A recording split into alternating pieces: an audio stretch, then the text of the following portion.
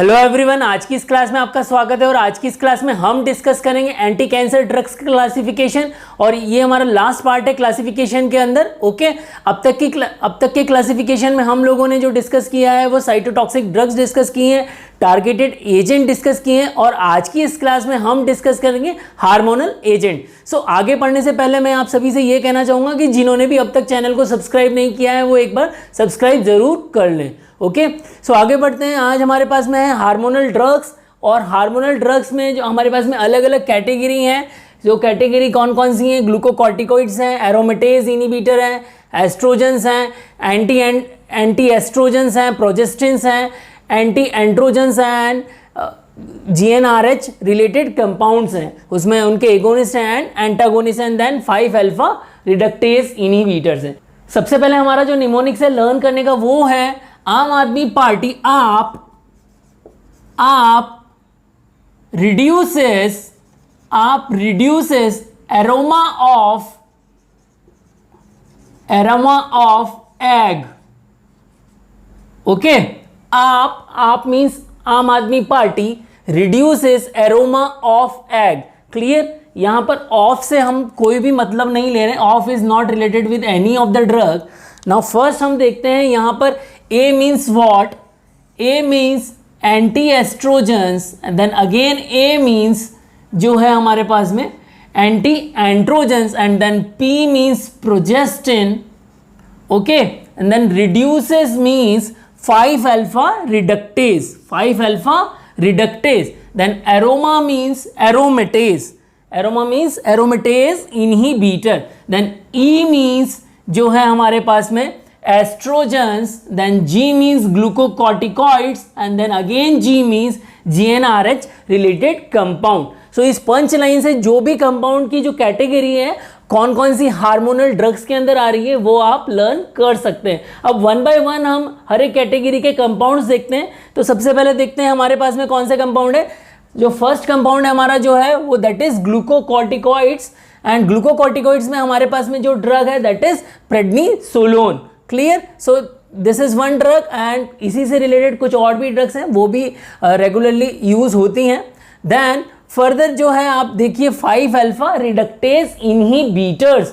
5-अल्फा reductase inhibitor में हमारे पास में है फिनास्टीराइड एंड ड्यूटास्टीराइड। सो इसको आप लर्न करोगे FD से। किससे लर्न करोगे? FD मीन्स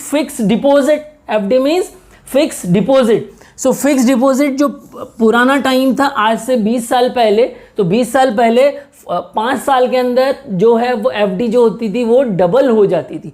तो 5 से आप याद रखोगे 5-अल्फा रिडक्टेज इनहिबिटर में आप याद रखोगे FD। F means finasteride, and D means dutasteride. Okay, then second हमारे पास में है एरोमेटेज इनहिबिटर्स। एरोमेटेज इनहिबिटर्स में हमारे पास में जो है वो 3 जनरेशन है। First generation compound, second generation compound and third generation compounds. Okay, so first generation compound is amino glutamide, then second generation compound is formestane, fadrozole, rogletimide. Third generation compound हमारे पास में है लेट्रोजोल, एक्सीमेस्टेन, एनेस्ट्राजोल, देन वोराजोल। तो इन सभी compound को learn करने के लिए जो हमारी पंच लाइन है वो क्या है? लावाफोन रेडी फॉर एग्जाम। ओके, तो इससे आपको सारे कंपाउंड याद हो जाएंगे। L मीन्स जो है that is letrozole, then A means amino glutathione, then V means vorazole, then this is V, and then again A means anastrozole. Okay, then phone means fedrozole, then ready means roglitimide, and then 4 means formestane, and then again exam means exemestane. Okay, so lavafone ready for exam. Clear? तो इस punch line से आप लोगों को एरोमेटेज inhibitor learn हो जाएंगे। Further, we have estrogen, and in estrogen we have a compound ethinyl estradiol and phosphorus. सो इसको आप किस तरह से लर्न कर सकते हो, फीस से. किस तरह से लर्न कर सकते हो, FEE फी. ओके, फीस आप लोगों को पता ही है, हमको कहीं ना कहीं फीस जमा करानी पड़ती है. सो F for phosphorus and then E means ethinyl estradiol and then again E means estrogens. Okay, so इस तरह से आप इस कंपाउंड को लर्न कर सकते हैं. Further we have what, anti oestrogens. Anti oestrogen में they are two category, one is SERM and then SERM SER down regulator. So selective estrogen reuptake modulator, these are. So in this we have a tamoxifen, torimifan and doloxifene. तो इसको आप learn किस तरह से करोगे, STD. किस तरह से लर्न करोगे, STD. ओके, STD का मतलब आपको पता है, पहले जब फोन लगाते थे तो STD PCOB होते थे. ओके, तो उसी से आप इसको लर्न कर सकते हो. और STD means sexually transmitted disease भी होता है. Okay, so S for SERM and T means tamoxifen and then again T means torimifan and D means doloxifan. Okay, then we have what, SER down regulator and in this we have one compound fulvestrant. Okay, so इसको simply आपको learn करके रखना है. Further we have a progestins and then progestin, the drugs are hydroxyprogesterone, megestrol and then medroxyprogesterone. So इसको आप किस तरह से लर्न करेंगे, यहाँ पर जो ट्रिक है हमारी, that is what, headmaster mad. Okay, headmaster mad. So headmaster से head means hydroxyprogesterone, master means megestrol and then mad means medroxyprogesterone. Okay, और अगर हेड मास्टर जो है मैड हो जाएगा तो प्रोग्रेस रुक जाएगी. ओके, प्रोग्रेस से आपको लर्न हो जाएगा progestin. Then further we have another compound that is what, anti-androgens. And anti-androgens में है हमारे पास में फ्लूटामाइड एंड बाइकैलुटामाइड. सो इसको आप लर्न कर सकते हो, फेसबुक एडिक्ट. अब सभी को पता है आजकल सभी लोग जो है सोशल मीडिया के एडिक्ट हो चुके हैं. तो यहां पर आप फेसबुक से लर्न करेंगे दो compound. Face means flutamide and book means bicalutamide and addict से आप लर्न करेंगे androgens. Another compounds, GnRH related compounds, gonadotropin releasing hormone related compound. तो यहाँ पर दो तरह के कंपाउंड है, one is agonist and another one is antagonist. So यहाँ पर हमारे पास में एगोनिस्ट, और एगोनिस्ट में जो हमारे पास में कंपाउंड है ल्यूप्रोलाइड, नेफ्रेलिन एंड गोसरेलिन. इसको आप लर्न कैसे कर सकते हो, लो नफा एंड गो.